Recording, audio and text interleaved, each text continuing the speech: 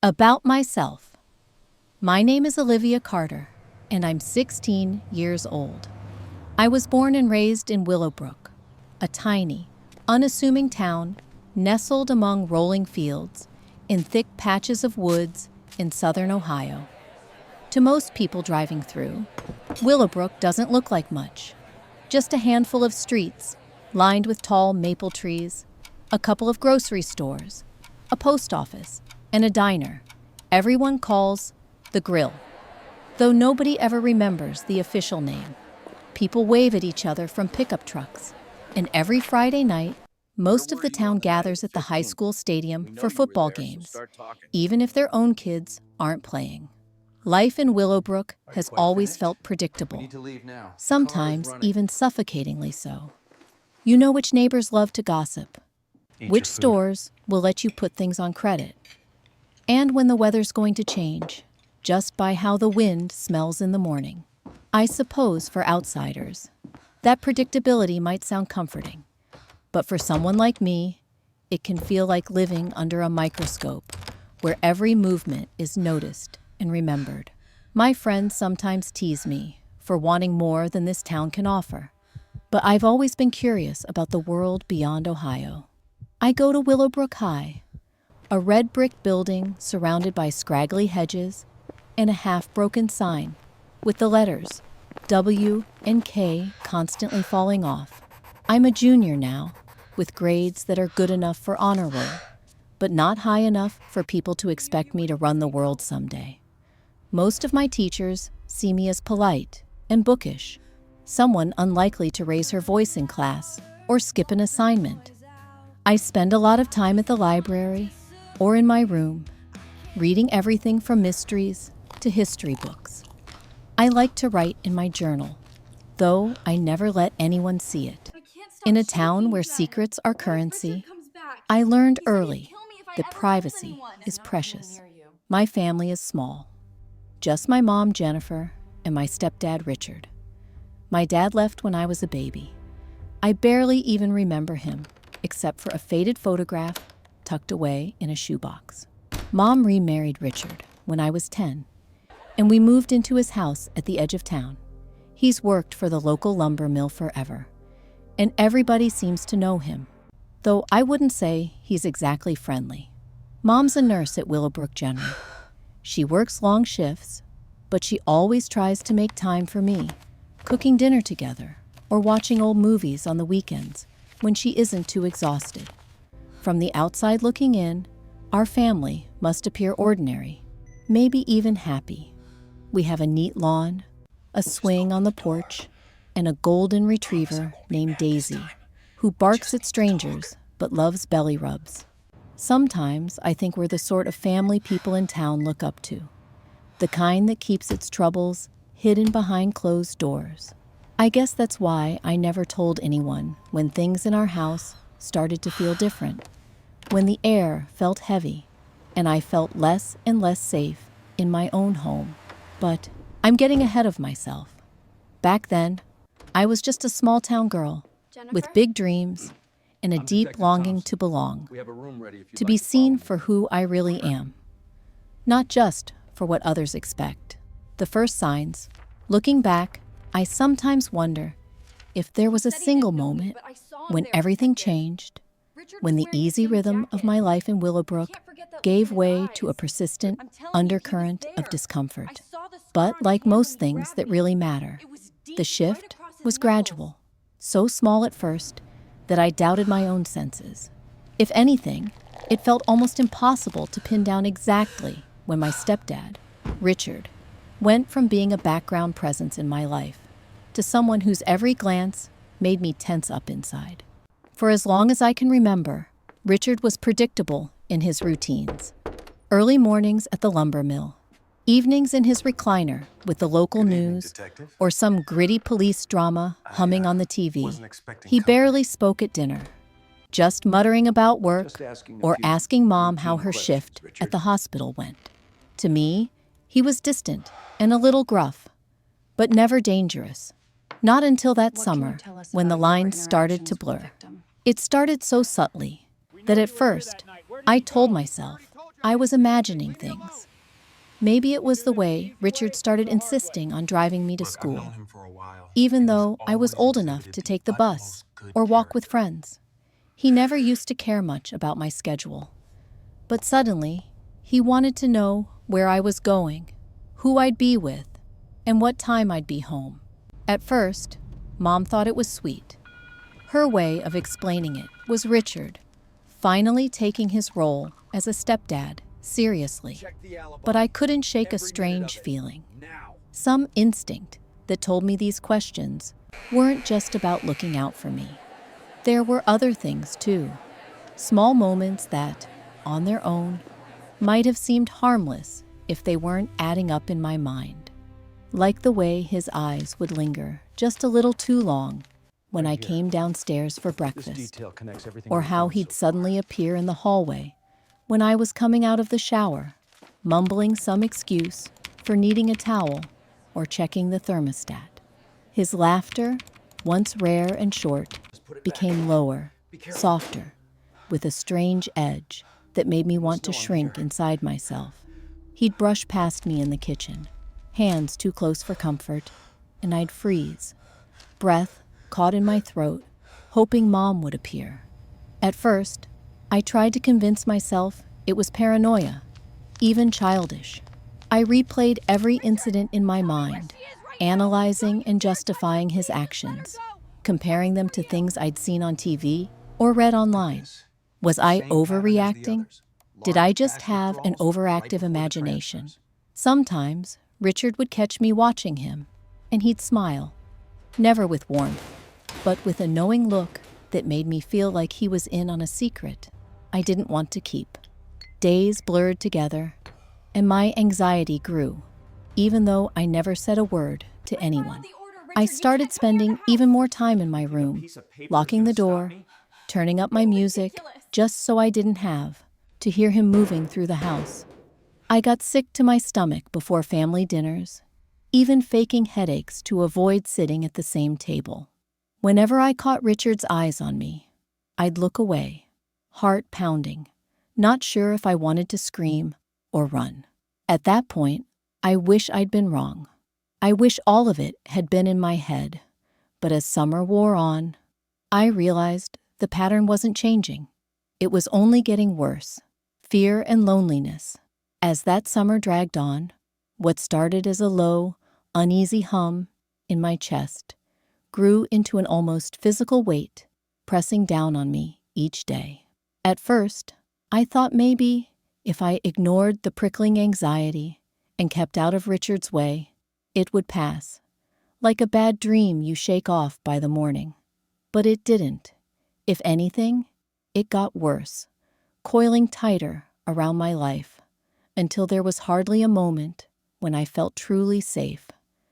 Not even behind a locked bedroom door. Fear became my constant companion. I'd flinch at footsteps in the hall or the creak of floorboards downstairs. Simple, everyday sounds. Someone running the faucet, the jangle of keys being set on the kitchen counter, would jolt my nerves as if I'd heard a siren. The house that once felt safe and small now seemed to hold shadows in every corner, and those shadows crept into my mind, filling it with dread. Most days, I'd leave for school as early as I could, sometimes pretending there was an early meeting or study group. Walking the quiet, maple-lined streets of Willowbrook alone was somehow less frightening than being in the same kitchen with Richard, even if only for a minute. I started skipping out on after-school clubs and activities, not because I wanted to be home, but because I couldn't focus on anything the way I used to. Even my friends noticed I was distracted, but when they asked what was wrong, I'd just shrug and say I was tired or stressed about homework. There are some things you can't explain, or maybe there are things you just don't know how to say out loud. My lifeline, in those days, was my journal. Each night, behind the safety of a locked door, I'd write, page after page, spilling out my fears, trying to make sense of the strange tension and the way it had hijacked every part of my life. Sometimes I'd fill whole pages with questions. How did things get this bad? Is it all in my head? Am I the crazy one for feeling this way?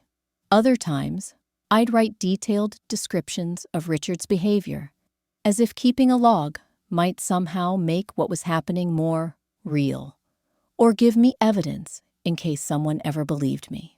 The words helped, but only for a little while. In the silence that followed, the heaviness would always creep back in. I started having nightmares, dreams where I'd wake up to Richard standing at my bedroom door, or where my mom would turn away from me, her eyes cold, telling me to stop making things up. More nights than I care to count, I'd lay awake until the gray dawn filtered through my blinds, feeling completely exposed and helpless.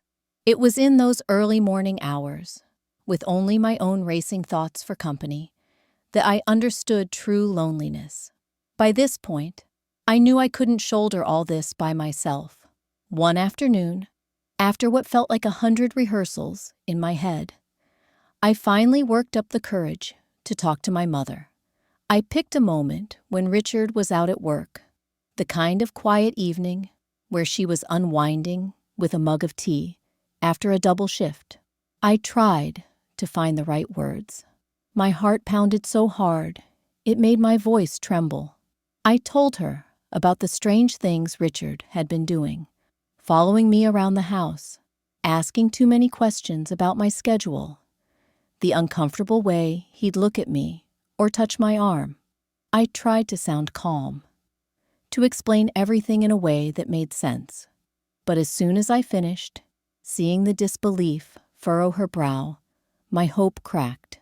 She shook her head, put her hand gently on mine, and told me I was overthinking things, that Richard was just trying to step up as a father, and that I was probably reading too much into it.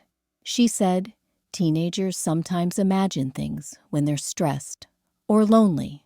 Her words, meant to comfort maybe, landed like stones. I watched the concern drain from her face, saw her trying to smooth the whole conversation away. In that moment, it felt like I had lost my only real ally. The room, once filled with the gentle hush of the TV and my mother's steady presence, grew cold. All I wanted to do was retreat, to disappear into my room and pull the covers over my head until everything stopped hurting. After that, things only got lonelier. If my own mother didn't believe me, who would? I spent days in a fog, barely speaking at home. When Richard was around, I moved as quietly as I could, planning my exits. For the first time ever, I found myself keeping my phone in my pocket just in case, whenever I walked downstairs, and making mental notes of the nearest unlocked doors or windows. Mealtimes became torture. I'd invent headaches or pretend to study late so I could eat alone. Sometimes I'd sneak slices of bread and peanut butter into my room at night, like a child hiding from imaginary monsters. The difference was, the monster in my house wasn't imaginary. School, which had always been my refuge, was different, too. The closeness I once felt with my friends faded, replaced with the new knowledge that there are things you simply can't share, no matter how much you want to. I'd pass Rachel and Emily in the halls. We'd been friends since first grade. But the gap between our lives stretched wider each day. I stopped joining them for coffee after class or going to movies on Saturday nights, afraid I'd slip up and say something I couldn't take back. Sometimes, late at night, I'd fantasize about what it would be like if someone actually believed me. The idea of speaking the truth out loud and having it matter, having someone stand up for me, felt almost too dangerous to hope for. I read online about other girls who'd gone through the same thing, and I took comfort in knowing I wasn't completely alone. But everything still felt abstract, like it was happening a million miles away. Every day, I wrestled with guilt and doubt. Was I betraying my mom by thinking these things about her husband? Was I wrong for wishing Richard would just disappear? A heavy shame hovered over every thought. I wanted so badly to go back to how things were before, to that simple life, to a time when my biggest worry was a pop quiz or a missed homework assignment. Despite everything, though, a stubborn part of me wouldn't let go. There were moments, small, flickering bursts of clarity, where I imagined what it would look like if I fought back. The feeling was brief, easily smothered by fear, yet it was enough to keep me moving, to keep me searching for the next scrap of hope. Ironically, as alone as I felt, I became more observant than ever. I paid attention to every word Richard said, watched for patterns, tried to predict his movements. In those quiet, tense hours, something hard and sharp began to form inside me, a determination born from fear, but different from it too. It was the sense that if no one was going to protect me, I'd have to learn to protect myself. Looking back, I see it now. Fear and loneliness, as awful as they were, became the soil from which my resolve slowly grew. Even when I thought I had nothing left, something inside refused to give in to the darkness. That tiny spark, however faint, was the beginning of the fight to reclaim my life. Gathering evidence, if fear and loneliness were the roots of my struggle, the first true shoots of change began with a single realization: nobody was coming to rescue me. My mother had chosen belief in comfort over the ugly possibility of truth. My friends, as caring as they were, couldn't help me with something I wasn't ready to say out loud. It was just me, my intuition, and the gnawing sense that something had to change. So, amid the silence and secrets, I started to plan. It sounds simple, looking back, to start collecting evidence, to act instead of just enduring. But in reality, it was the hardest thing I had ever decided to do. In the stories I love to read, heroines always seem to know exactly when to be brave. In real life, you stumble toward courage inch by inch, questioning yourself every step of the way. Still, a stubborn ember burned in me. If no one else would believe me, I needed to make it impossible not to. The idea first came to me late one sleepless night as I scrolled mindlessly through my phone, pausing on an advice column for teens in crisis. Someone wrote about keeping a creep file, a record of every uncomfortable or suspicious moment they experienced, just in case nobody else took it seriously. I remember sitting up straighter, heart thumping, thinking maybe evidence was what I'd been missing all along. I started with a battered notebook I'd hidden at the back of my desk drawer. Already full of scribbled rants and unsent letters, it now took on a new, urgent purpose. Each entry was dated and timed, noting exactly what Richard had said or done, in the circumstances, where we were, how I felt, whether my mother was home. The process was both cathartic and unsettling. Sometimes the facts looked small on paper, almost innocuous, making me feel crazy all over again. But other times, especially seeing the pattern spelled out day after day, it made everything terrifyingly real. After about a week of this, I realized written notes alone wouldn't be enough. I needed something no one could argue with, something that would pierce through doubt, even in the hardest heart. The first time I tried to record Richard was one of the most nerve-wracking moments of my life. I slipped my phone beneath the pile of unfolded laundry on my bed, screen dark and mic on, hands shaking as I went downstairs for dinner.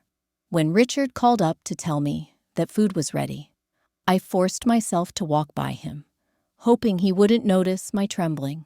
That dinner was a blur, each scrape of his fork a jolt, every offhand comment about my appearance making my stomach twist. Afterward, I dashed upstairs, barely able to breathe. I replayed the audio later, knees drawn to my chest, listening for anything that might sound wrong to someone else's ears. Most of it was innocuous small talk, but to me, the tone behind the words was sickeningly familiar. Still, I needed more. A new routine set in, one that made me wary and hypervigilant every second at home. Whenever Richard lurked near, I made sure my phone was either recording audio or, if I could get away with it, video. Sometimes I pressed the record button in my pocket before walking into the kitchen. Other times, I propped my phone on my desk, facing the door, camouflaged by textbooks, or propped inside my pencil case. It felt dangerous, exciting, and deeply sad all at once, that the person I should have been able to trust most in my home was now my enemy in a secret war of observation and record-keeping.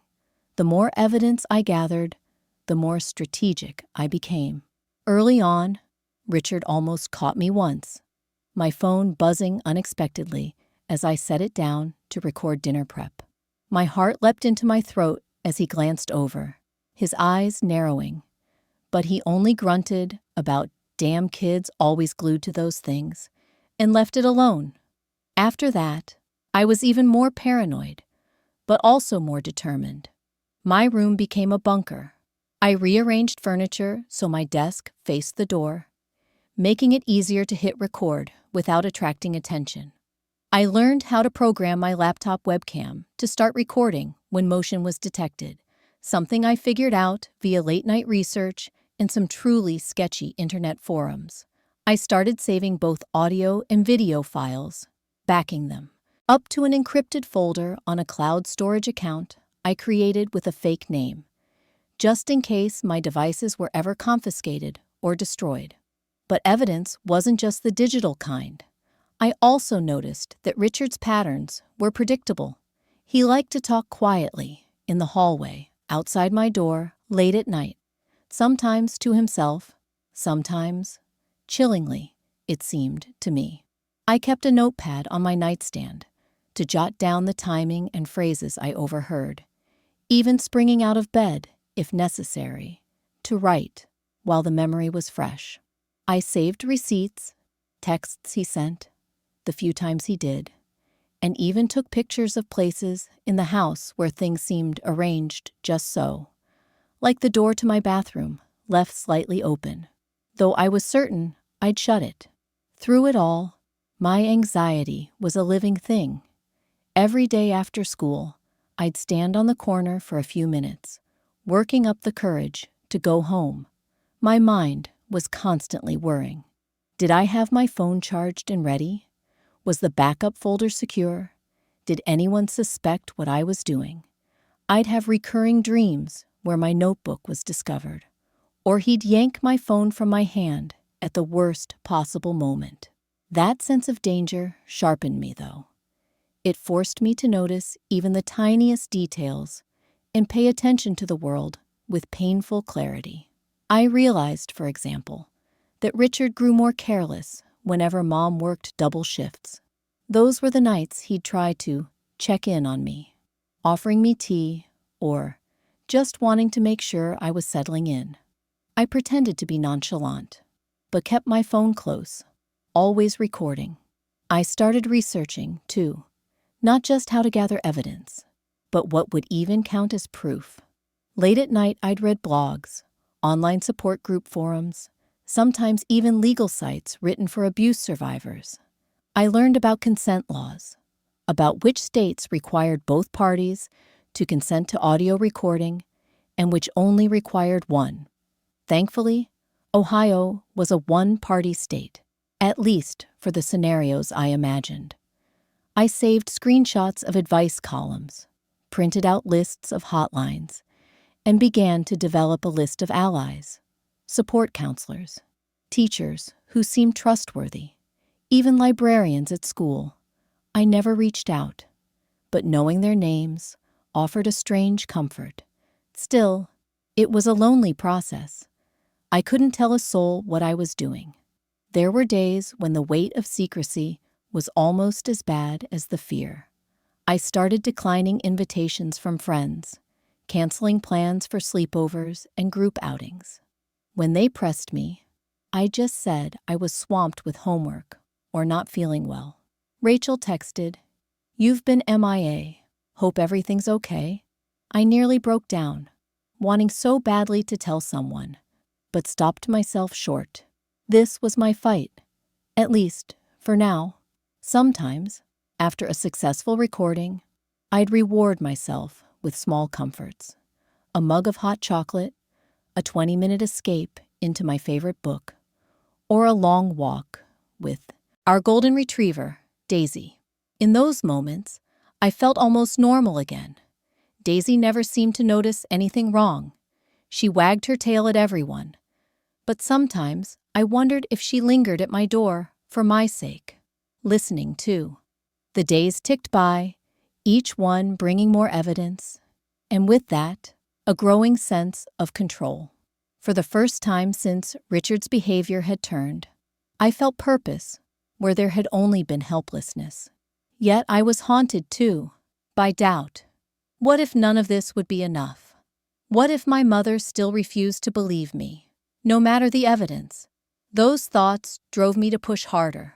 I watched documentaries about famous whistleblowers, read memoirs of survivors, even wrote out sample scripts, how I'd present my case, what words would matter most.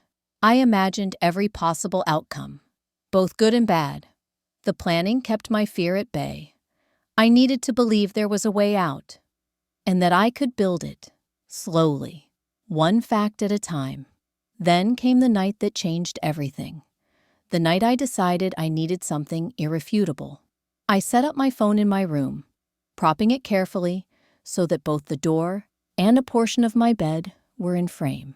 I kept the screen off, but checked audio levels by connecting a pair of cheap earbuds. That night, as Mom left for her shift, Richard lingered in the hallway.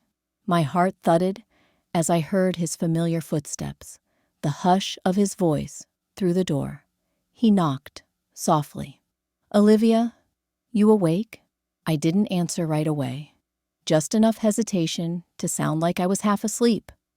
Not so much to seem suspicious. "Yeah, I'm up."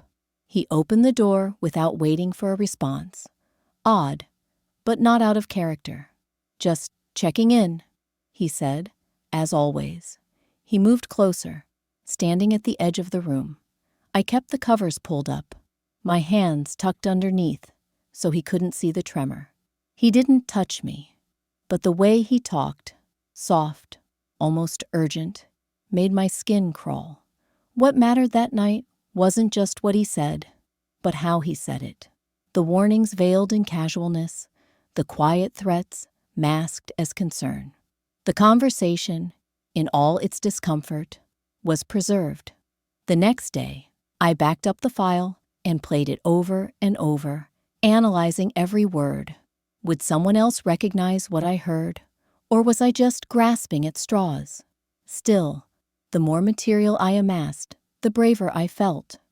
I mapped his behaviors, cross-referenced incidents, and created a virtual timeline, complete with media files, labeled by date and time. I started printing out summaries, incident reports, I called them, so that if I ever had to turn this over to an adult, I could present the facts cleanly. I opened an email account on a public computer at the library, mailed myself files, and deleted the evidence from the history. It was a kind of insurance, the only peace of mind I had. I began to walk through our house differently, noticing escape routes, mentally cataloging the objects that could become weapons or shields. For the first time, I walked with my shoulders back, no longer a passive observer, but an investigator. The fear was still there, but it wasn't steering my life anymore. I was. Each small act of resistance became a building block in my confidence. Each new piece of evidence gave me a sliver of control. Step by step, I was reclaiming my voice, even if nobody heard it just yet. By the end of those long, anxious weeks, My creep file was no longer a desperate letter to the future. It was a weapon forged from my own refusal to stay silent. What had started as a jumble of notes and shaky recordings was now a case I could deliver, if necessary, to my mother, a teacher, the police, anyone who had the power to believe me and put an end to the nightmare. I wish I could say the battle was over at that point. It wasn't, but with every piece of evidence, I felt less like a frightened girl and more like the person I always hoped I'd become. Someone who, even in the darkest corner, could fight for the truth and find her way back to the light. The perfect trap. Each day, the evidence I collected grew, but so did my anxiety as I realized just how slippery Richard could be. The recordings, the written logs, the snippets of video, they all painted a picture, but I feared it wouldn't be enough to convince anyone who didn't already believe. In Willowbrook, people only saw what they wanted to see, and as much as it broke my heart, I no longer trusted that the truth alone would save me. I needed something undeniable, something that could stand on its own, unmoved by the doubts of others. That's when I decided I had to set a trap, a perfect one, airtight and impossible to ignore. It was the most terrifying decision I'd ever made. Just thinking about it made my stomach twist. But after countless nights lying awake, planning and replaying every what if in my head, I convinced myself that this was the only way out. First, I became a student of Richard, studying not just what he did, but how and when. I started tracking the patterns in a new notebook, separate from my original evidence file. On Tuesdays and Thursdays, Mom pulled double shifts at the hospital, leaving the house for almost 12 hours. Those nights were always the worst, with Richard wandering the halls, lingering by my bedroom door, inventing reasons to check up on me. He usually knocked first, sometimes entering without waiting for an answer. That's when he'd try to get close, his words slippery with concern, but crawling with something colder underneath. I knew if the trap was ever going to work, it would have to be one of those quiet, vulnerable nights. The technical side of things demanded all my focus. I became obsessed with details I'd never cared about before. I searched for the best apps to turn my phone into a voice recorder with an inconspicuous stealth mode. I practiced adjusting my laptop's webcam in just the right direction, making sure it could film both the door and a corner of my bed without attracting suspicion. I even tested the audio quality at different times of day, worrying the hum of the air conditioner or the distant TV would obscure his voice. When I realized I needed backup, I snuck an old iPod with a recording app under my pillow, just in case my phone malfunctioned or got found. Choosing the right night was agony in itself. I watched the family calendar, noting the nights Mom worked late. I paid close attention to Richard's moods, waiting for one of the evenings when he seemed restless and intrusive, not sullen and withdrawn. And I rehearsed how I'd react, how to look relaxed, but not too relaxed, fearful but not panicked, responding to whatever he said or did without provoking him to retreat. My heart was always pounding, imagining what might happen if things spiraled out of control before I got the evidence I needed. The days crawled by, each one testing my patience and courage. Sometimes Richard grew suspicious, glancing at my desk or asking why my door was shut so often. Once, while dusting, he picked up my phone, just for a moment, before dropping it back onto my bed. I thought my heart would stop. To cover my tracks, I started acting distracted and clumsy, purposely leaving the device out in plain sight so he'd grow used to seeing it. I wiped old browser histories, deleted unused practice files, quadruple-checked that my main evidence folder was encrypted in the cloud. On the afternoon I finally picked. A low gray sky pressed down on Willowbrook, threatening rain. Mom left in a rush, apologizing that supper would just be leftovers and promising she'd call later to check in. I hugged her, tighter than usual, fighting the urge to beg her not to go. When the door closed behind her, the house felt cavernous and cold. Richard barely acknowledged me. He grunted, then disappeared into his usual spot in the living room, remote in hand. I took Daisy, our dog, outside, pretending to throw the ball for her, but actually circling the house, making sure every window I might use as an escape route was unlocked.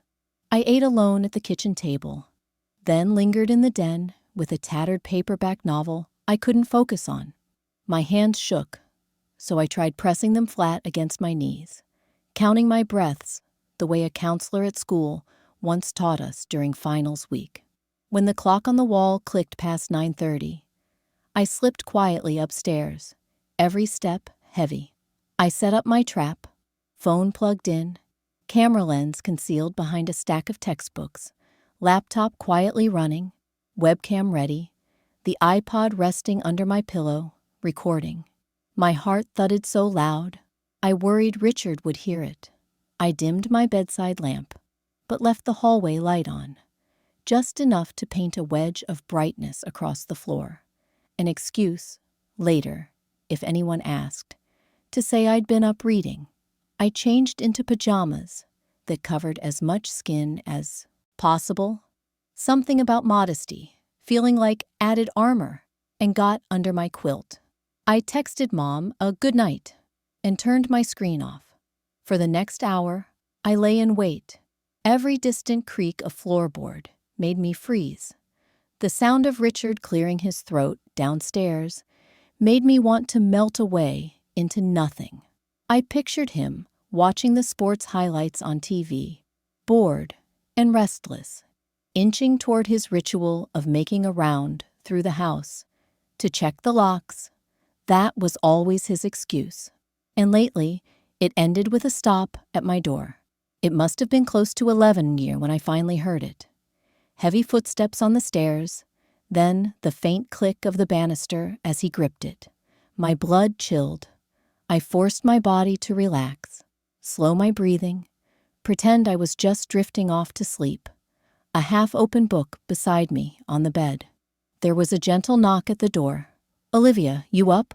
His voice was hushed, that fake softness just as sharp as ever. I mumbled, "Yeah, I'm up," trying to sound uncertain, not scared. The doorknob turned. He entered without waiting. He hovered for a second near the doorway, then stepped farther in, into the camera's frame, just as I'd hoped. He looked at me, the kind of look I'd grown to dread, feigning concern but cold underneath. "Just checking on you. Your mom said you've seemed off lately." I felt my chest tighten, but I kept my face blank. "I'm fine, just tired," I whispered. He came closer, stopping at the edge of my bed. He started rambling about the weather, the news, about how teenagers keep secrets, and how sometimes privacy isn't always best. Each sentence was a test, probing for weakness, daring me to open up or recoil. I stared at the wall, responding only enough to keep him talking, to keep the trap going. Then, predictably, his tone shifted. "You know you can talk to me, right? I only want what's best for you." The words were all wrong. The way his eyes never quite matched the softness in his voice. He reached out, just a hand on my arm at first, then a squeeze.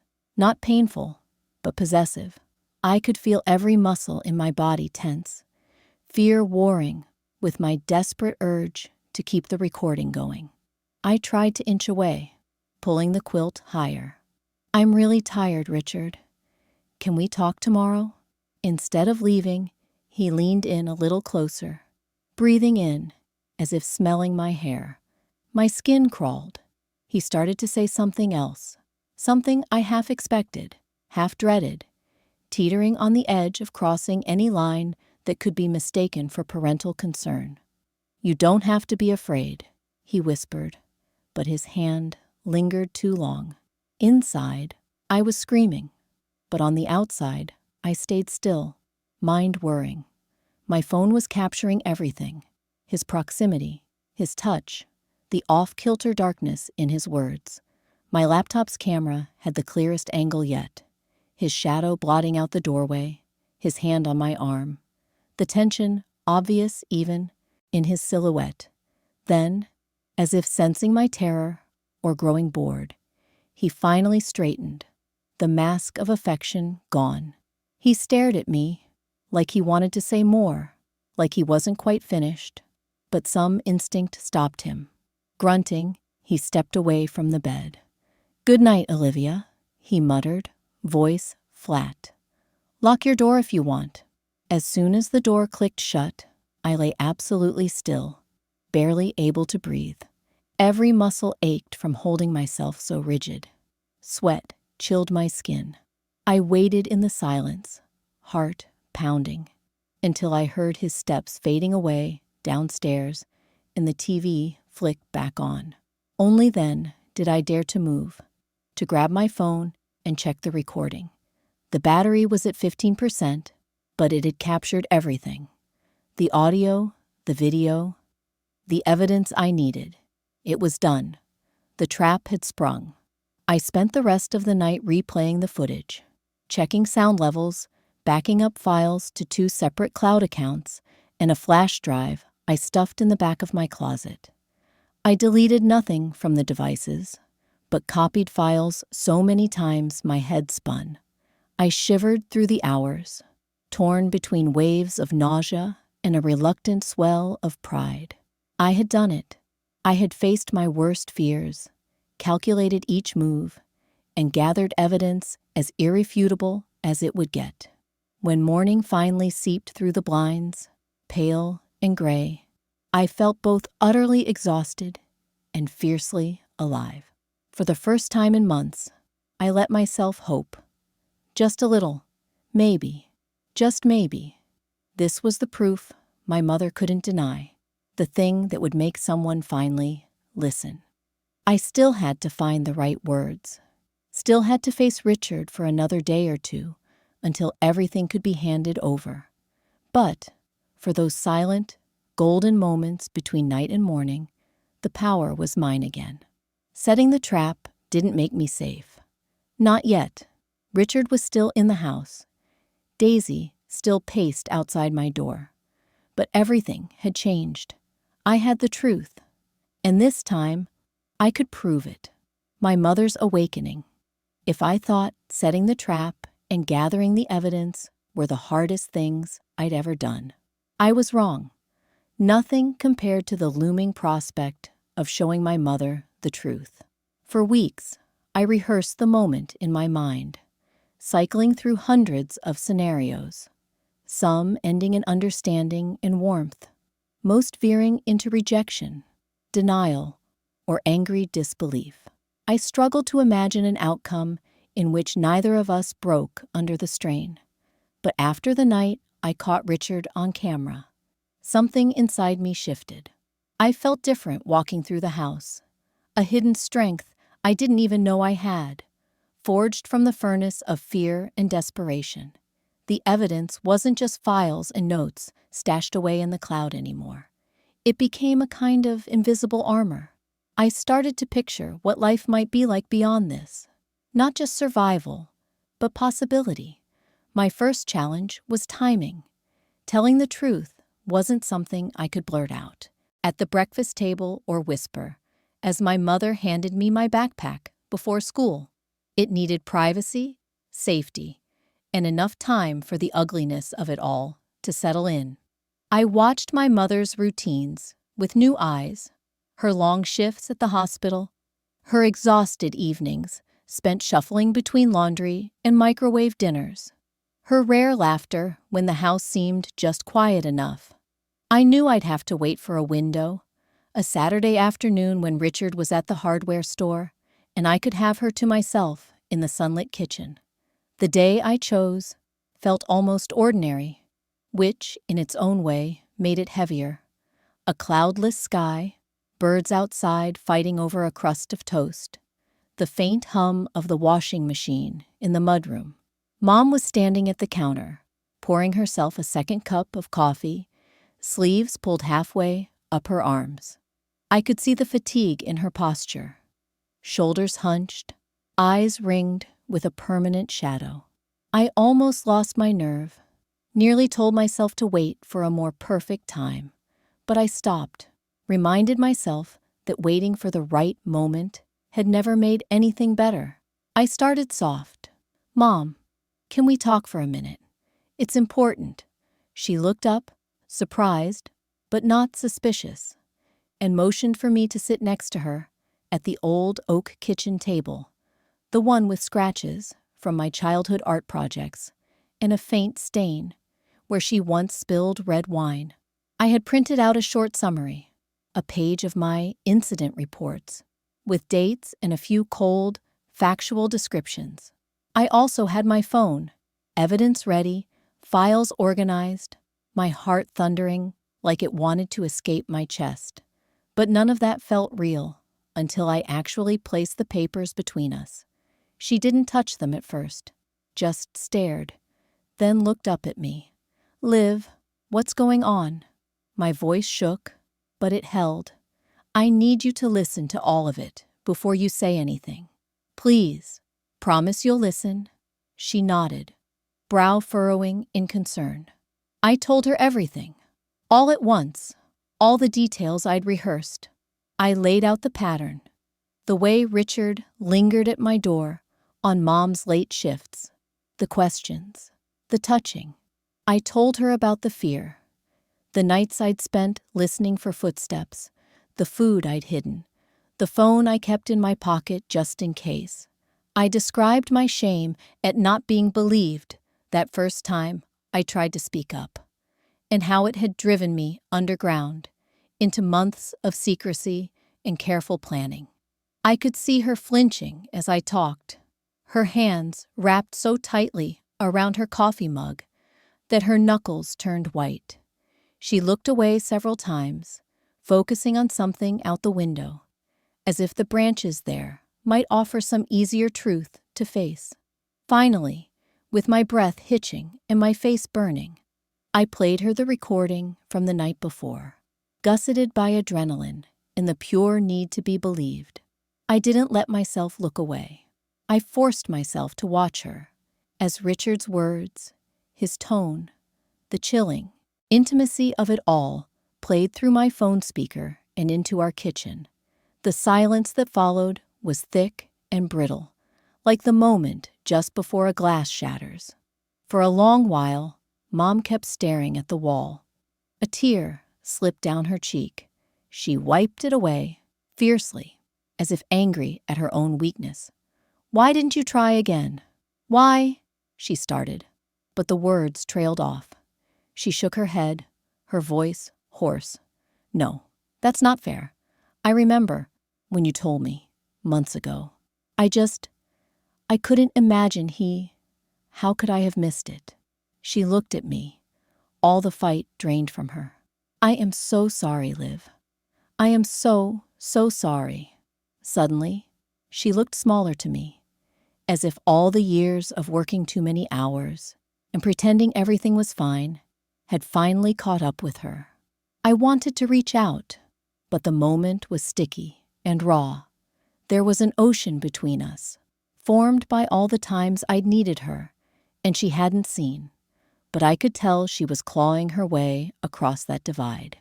We both sat there in the kitchen for what felt like forever, the laundry machine still humming, Daisy the dog watching us from the threshold, as if sensing the shift in our world. "I need to know everything," she said at last. Her voice was soft, but stronger now. "Not just what's on those papers. Tell me what it's been like. Don't leave anything out." I told her about the things I hadn't recorded, the sudden chills, the way Richard's presence made my skin crawl, the strategies I'd built to avoid a quiet moment alone with him, the deep and spreading guilt I felt for the way the secret changed me. I told her how it had bled into every part of my life. My friendships, my grades, even the way I dreamed at night. My mother listened, sometimes squeezing my hand so hard I knew she was wrestling with her own pain. At one point, she excused herself, went to the bathroom, and came back with her eyes red and swollen. She asked questions, so many questions. Some I'd expected, some I hadn't. I could see in her face the beginnings of anger, at herself, at Richard, maybe even at the town that had taught us to cover up anything that didn't fit the narrative of a happy family. Midway through, she stood up and started pacing the kitchen. She looked out the window, fists clenched, shoulders square, the way I'd seen her with difficult patience. I realized I'd never seen her angry before, not truly, and I knew then that her anger would be a force as relentless as her love. "I have to do something," she said, almost to herself. "We have to go to the police, Liv. Now, you're coming with me.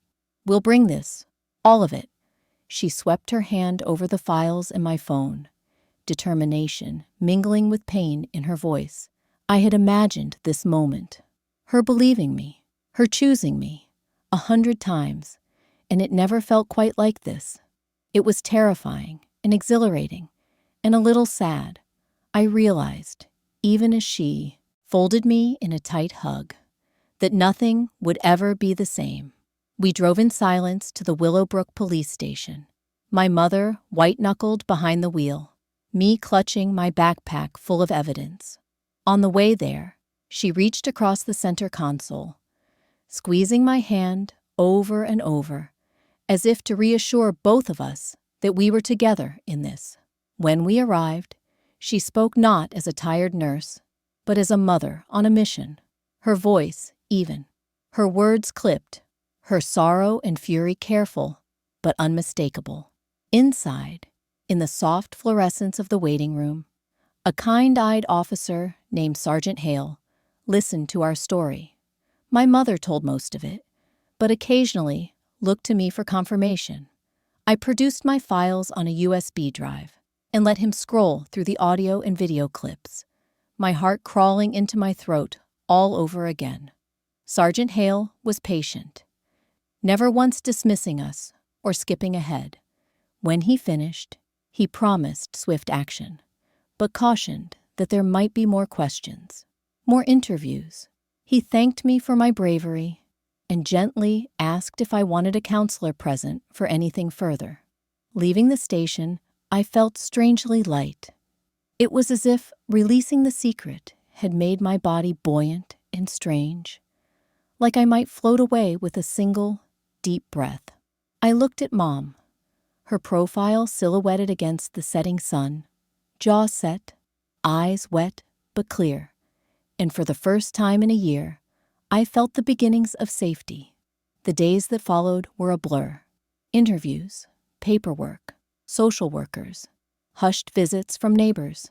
Mom called in to work and explained, as best she could, that she'd need time off. She changed the locks on our doors and insisted that Daisy sleep in my room. There were tears, arguments, apologies, moments of uneasy quiet when neither of us knew quite what to say. But gradually, a new routine emerged. Mom stopped hiding the pain and started talking about it, sometimes to me, sometimes to her friends, sometimes to a therapist at the little office above the pharmacy. She apologized 100 times, but quickly understood that what I needed most wasn't just her guilt. It was her belief in me, her fierce promise that she would never again look away. I found myself opening up more, bit by bit. We took long walks, just the two of us and Daisy, down the winding paths behind our house. Some mornings, we sat on the porch swing, coffee steaming, sharing silent moments of hope. Mom sometimes broke down, but more often, she radiated determination, the kind that says, "No one gets to hurt us again." The pain didn't vanish, but it faded into a kind of scar tissue, tender, but a mark of survival. I started to sleep better, School became more manageable. Rachel and Emily were there for me, their arms wrapping warmly around my shoulders, never asking for more detail than I wanted to give. I watched my mother change too. She stood taller and spoke with new clarity, as if some weight had finally fallen away. She called herself a fool sometimes, but I told her that love is never foolish, only the blindness that comes with hope. In the end, my mother's awakening wasn't just about recognizing Richard's menace. It was about us, about facing the ugliest truths together, forging something unbreakable from the ashes. We couldn't take back the lost years, but we belonged to one another, fully and painfully honest, ready at last to shape our own story. For the first time in a long time, I felt seen, and the world, though still daunting, felt a little bit kinder with my mother at my side. Meaning and resolution. People always talk about the end as if it's a sudden thing, a clear, sharp line, after which everything is different. But real life doesn't hand you clean finishes or dramatic fades to black. For me, the end crept in by degrees, hope bleeding into despair, and then, little by little, back into hope again. There was no instant relief, no fairy tale justice to sweep away the mess of what Richard left behind. But there was meaning waiting on the other side. Meaning I couldn't see until I walked through every dark and trembling step of the journey. The morning after my mother and I went to the police, sunlight filtered pale and forgiving through my bedroom window. For the first time in ages, I didn't wake up pressed flat by fear. Daisy dozed with her chin on my legs, while Mom moved softly downstairs, fixing eggs she knew I liked. The silence in the house was still heavy, but it had transformed, from the uneasy hush of secrets to the awkward, gentle quiet of wounds beginning to close. A detective called, that first Monday. Detective Stenson. She had eyes that missed nothing, and a calm, matter-of-fact voice I found oddly comforting. Over the next weeks, I told and retold my story, to her and to counselor after counselor. Every time, my mom was there, sometimes red-eyed and silent, sometimes squeezing my hand with a force that said, "I'm with you, whatever comes." The police confiscated my phone and my backup drive for evidence. I thought losing that archive might make me feel empty or helpless, but instead, I found that the courage it had taken to create those files, that was something no one could ever take away. Richard was arrested on a gray morning. Mom and I were both called to the station to make official statements. He didn't come home again after that day. There's no feeling quite like watching a person you once tried to accept as family be led away in handcuffs, no matter how much they've hurt you. My stomach churned, but mostly I felt relief and something even stronger. Certainty. This was over. News like this doesn't stay quiet for long in Willowbrook. Within days, whispers fluttered through the school halls and along the aisles at the grocery store. Mrs. Morrow from St. Luke's called Mom with stilted sympathy, and neighbors on our street started pausing a little too long when they walked past our porch. At first, that bothered me, being the subject of pitying stares or hushed speculation. Then I remembered the countless others who keep silent because they're afraid no one will take their side. If my story forced people to see beneath the town's calm surface, maybe that was a good thing. The court hearings followed. I missed weeks of school, cycling through interviews, evaluations, and official paperwork. I went over my story so many times, it almost ceased to feel like my own.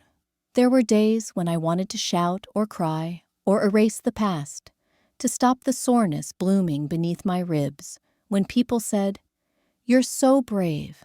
But I also met other survivors in waiting rooms, heard fragments of stories whispered over bad coffee in stiff plastic chairs. I saw kind faces in places I never expected. Teachers who called just to check in. Our librarian, Mrs. Dawson, who pushed fresh stacks of books across the desk. No comment, but a sympathetic nod. The court process was slow. Richard denied everything at first, but the recordings and reports from my creep file, along with corroborating evidence that emerged after his arrest, left little room for doubt. It turned out there were others, former acquaintances and co-workers, with similar experiences. Stories they'd never told, scars buried beneath years of silence. That knowledge hurt, but it also helped release a weight I didn't know I was carrying. What happened was never my fault. Through everything, the relationship between my mother and me shifted. The air that used to be full of small talk and unspoken tensions changed. Now, it was full of open grief, hard apologies, and, slowly, laughter. Mom quit apologizing for what she'd missed and instead started listening, asking, fighting for answers. She went to therapy, sometimes together with me, sometimes alone. The distance between us grew smaller. Some nights, we sat side by side on the porch swing, shoulders touching, just watching the sky change color while Daisy snored at our feet. At school, navigating each day was tricky. My closest friends, Rachel and Emily, never pressed for details I didn't want to share. They welcomed me back with gentle jokes and soft invitations. Things like, come with us to the movies, no questions asked. There were people who gossiped, who whispered in bathrooms, or dropped their eyes when I walked by. I learned to tell the difference between cruelty and awkward concern. I also learned to let go of the versions of myself that tried too hard to please everyone. I didn't need to be liked by everyone. I needed to be true. One of the hardest things was learning what forgiveness could look like and who deserved it. I didn't, and still don't, think forgiveness means excusing what Richard did. But over time, I forgave myself for not acting sooner, for the moments I doubted my instincts or wished for the impossible. I stopped blaming Mom for not seeing, even as I let her carry the responsibility of seeing now. I started to think of forgiveness as a kind of clearing, a way to make room for the life I wanted to lead. The town changed too. News of Richard's arrest and ultimately his conviction started conversations that had long been suppressed. The school district held a meeting about protecting students. The church published a bulletin about vigilance and support. And, at last, resources and hotlines appeared on posters in the halls. I wondered how many other silent sufferers found some measure of hope in those numbers, in those conversations. My story, once a source of shame and terror, became the spark my community needed to finally face what festered beneath all the perfect lawns and painted faces. Mom and I started volunteering at a local crisis center. At first, I just organized the bookshelves and walked Daisy around the block with new arrivals. But as time passed, I began mentoring kids who wandered in silent, shoulders hunched, eyes darting for exits. We didn't talk about my history, unless they asked, but sometimes all they needed was proof that people could come through the darkness and find their voices again. There were setbacks, of course. A panic attack at the sound of certain footsteps, the ache of nightmares that returned out of nowhere, the confusion of feeling both grown and impossibly young at the same time. But I learned to spot the difference between hurt and healing. When the bad days came, I no longer turned on myself or tried to disappear.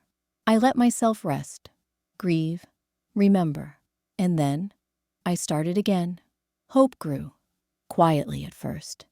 It curled in the warmth of my mother's hand, in the notes my friends left on my locker, in the feeling of air filling my lungs after a long, honest talk with a counselor who never tried to fix me, just listened. It echoed in the tentative plans I made for the future. Dreams about college in a far-off city, about seeing the world beyond Willowbrook.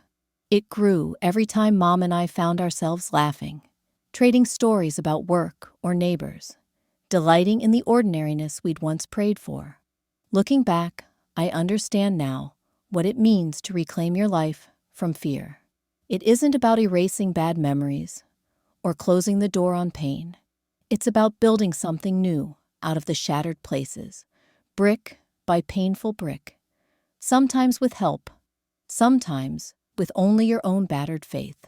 It's knowing that grief and joy are both allowed, that you can be changed and still worth loving, that your story, no matter how dark, can end with the smallest flicker of light. I learned, too, that silence is rarely golden. Secrets can choke and darken until they nearly kill the best parts of us. Telling the truth didn't free me overnight, but it gave me a path to walk. A path I realized was crowded with others who had always been waiting, always listening for a sign that they weren't alone. If the only meaning I can take from what happened is that I helped break that silence for someone else, then I can live with the scars. Now, when I think of Willowbrook, I see it as it is, flawed, stubborn, beautiful in its way. I know there will always be those who turn away, who pretend ugly things don't happen in neat little towns. But there will also be those who stand up, who believe, who change, who love, even after the unthinkable. Richard's shadow doesn't haunt my house anymore. I sleep with the window cracked, not because I'm afraid, but because I trust the world to keep spinning, even if broken. Daisy still guards the door, now as much out of habit as from need. My journal is less about proving pain and more about savoring possibility. Sometimes I write letters to the girl I used to be, reminding her that she did the best she could. If life is about meaning, then I've found mine in the aftermath. Not in forgetting, but in remembering fully and daring to move forward. I want to study psychology someday, to help other kids find the words for what they're living through, to help build a world where speaking up is always safer than staying silent. In the end, my story isn't about what Richard tried to take from me. It's about what I refused to surrender, my truth, my voice, my right to heal and to hope. I lived through heartbreak, fear, and the loneliness of not being believed. But I also lived to see the world open up again, to rediscover friendship, family, trust, and dreams. The end wasn't where I expected it to be. It's not really an end at all, just a place where darkness meets morning, where I breathe a little easier, walk a little lighter, and know, finally, fiercely, wonderfully, that my life belongs to me.